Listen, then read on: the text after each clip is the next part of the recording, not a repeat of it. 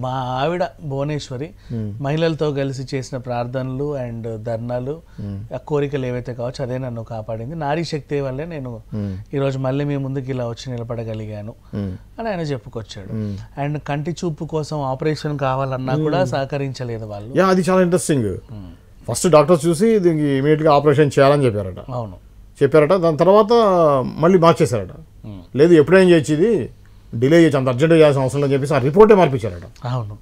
So అది బాధపడే ఆయనకు తెలుసు, వీళ్ళకి తెలియదు కదా. అంతెందుకు జగన్ కూడా ఉన్నాడు కదా 16 నెలలు జైల్లో. అవును, ఆయనకు కూడా కొన్ని ఫెసిలిటీస్ అందాయి కదా, ఇక్కడ వీళ్ళకి కూడా ఇవ్వాలి కదా.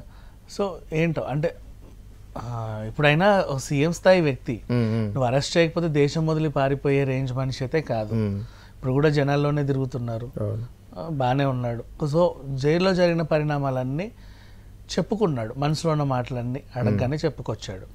ఇది సింపతి డ్రామా కాకపోయినా కూడా సింపతి క్రియేట్ అయ్యే అవకాశం అయితే ఉంది 100%. మీరు ఒకటి విషయాన్ని గమనిస్తే, గతంలో జగన్మోహన్ రెడ్డి అరెస్ట్ అయ్యాడు, అతను దోషి అని, అతని అటాచ్మెంట్స్ కూడా జరిగాయి, కేసులు నడుస్తూ ఉన్నాయి, జనాలందరూ కూడా నమ్మారు.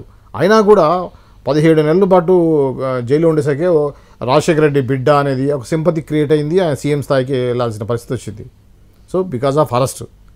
కట్ చేస్తే తెలంగాణ విషయానికి వస్తే, రేవంత్ రెడ్డి కూడా నిన్న ఒక ఇంటర్వ్యూలో చెప్పాడు, నేను సాధారణమైన మామూలు నాయకుడిని, నన్ను సీఎం చేసింది నా అరెస్టే, ఇంట్లోంచి పట్టుకొచ్చి అరెస్ట్ చేసి నేను పెద్ద నాయకుడిని అయ్యి నేను సీఎం అయ్యే స్థాయికి తీసుకొచ్చింది అరెస్టే, నేను మంచిగా నేను రాజకీయాలు చేసుకుంటే నన్ను సీఎం స్థాయికి పట్టుకొచ్చింది కేసీఆర్ అని చెప్పాడు.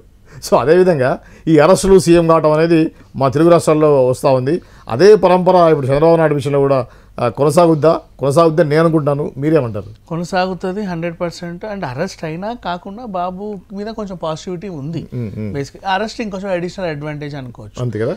అండ్ ఇక ఇందాక మీరు చెప్పినట్టు కూడా నన్ను నాయకుడిని చేసింది కేసీఆర్ అన్నట్టు, వీళ్ళు చేసిన పని నిజంగా అదే.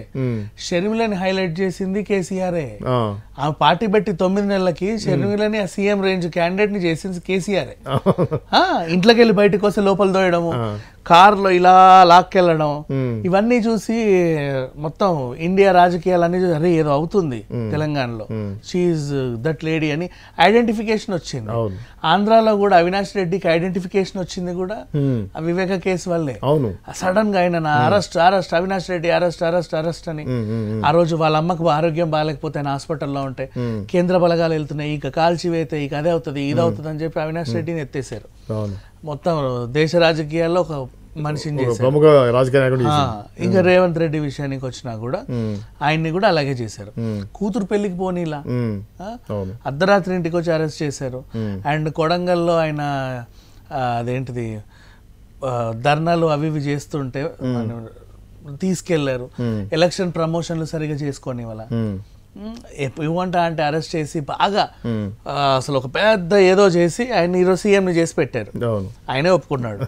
నెక్స్ట్ మళ్ళీ బండి సంజయ్ని, అంతకుముందు బండి సంజయ్ అంటే ఎవరో మనకు తెలియదండి నిజంగా. అంటే అఫ్ కోర్స్ అక్కడ వాళ్ళకి తెలుసులే, నిజంగా రాష్ట్రంలో ఇక్కడ ఆయన ఎప్పుడైతే ఫస్ట్ టైం బండి సంజయ్ ఎప్పుడు ఫేమస్ అంటే భాగ్యలక్ష్మి దగ్గర మీటింగ్ పెట్టి టెంపుల్ దగ్గర, ఆ రోజు నుంచి కొంచెంగా ఈ రోజు అంతే కదా. ఇప్పుడు మాధవిలత అనుకోండి సడన్ గా వచ్చింది ఏదో అనుకోవచ్చు. బండి సంజయ్ నిజంగా అంతకుముందు ఎవరికి తెలియదు. ఆయన్ని అరెస్ట్ల మీద అరెస్ట్లు చేసి ఇంకా పేపర్ లీక్ అని అదని ఇదని అడ్డమైన కేసులు అన్ని పెట్టి స్టార్ని చేసి పడేసారు. సో అంటే ఎట్లా అంటే ఒకవేళ నిజంగా బీజేపీ గెలిస్తే బండి సంజయ్ సీఎం అవుతాడేమో అనే రేంజ్కి తెచ్చారు ఆయన్ని. అట్లా కేటీఆర్తో కేసీఆర్తో పోటీ చేసే ఉండేసరికి సో వీళ్ళందరినీ పైకి తీసుకొచ్చింది ఒక మాటలో చెప్పాలి అంటే. మంచి విషయమే. ఇంకా షర్మిలను కూడా 9 నెలల్లో అసలు నిజంగా పార్టీ ఇప్పుడు కేఏపాల్ పెట్టాడండి పార్టీ, ఎప్పటి నుంచో ఉంది, ఎప్పుడు వచ్చింది కొడితే పవన్ కళ్యాణ్ పెట్టాడు పార్టీ 12 ఏళ్ళు. ఇప్పుడు పిఠాపురం దయ వల్ల బాగా లైమ్ లైట్ ఉంది కానీ ఇంతకుముందు ఏం లేదు, పసే లేదు. అవునా? అలాంటిది ఇవిడ కొత్తగా పార్టీ పెట్టిన రోజు నుంచి అసలు ఆమె వెనకాల ఎవరు లేరు, స్పోక్స్ పర్సన్సే లేరు షర్మిలకి. ఆ మొక్కతే మాట్లాడుతుంది.